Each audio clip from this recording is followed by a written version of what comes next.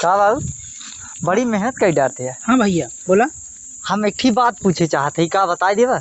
पूछा पूछा और कहे ना बताइए। देखा अच्छा कहा थे चाहे नौकरी वाला हो चाहे बेरोजगार चाहे अमीर हो चाहे गरीब चाहे पढ़ा लिखा हो चाहे अनपढ़ आखिरी मेहनत ये केकरे बदे करत हैं। एकदम दिनों रात ना ये रगड़ डालते हैं गाड़िया रगड़ डालते हैं खा के एकदम मर जाते हैं ये केकरे बदे करत हैं कुल। शाबाश बेटा बात तो सही बात। हाँ तो बता दे यार ये हम एकदम परेशान हो गई एकदम खोजत खोजत गूगल पे सर्च कर लिए यार हमें ना पता मिला। सुना है तो हम बता दी। हाँ हाँ बता दे भाई एकदम दाल भात रोटी और बदे। अरे भैया तो बहुत कठिन सवाल बा यार। एकदम यह सच्चाई है। अच्छा तब गूगल देते ना रहा का यार यही मतलब दिनों रात यही पार हो जाए पूरी जिंदगी।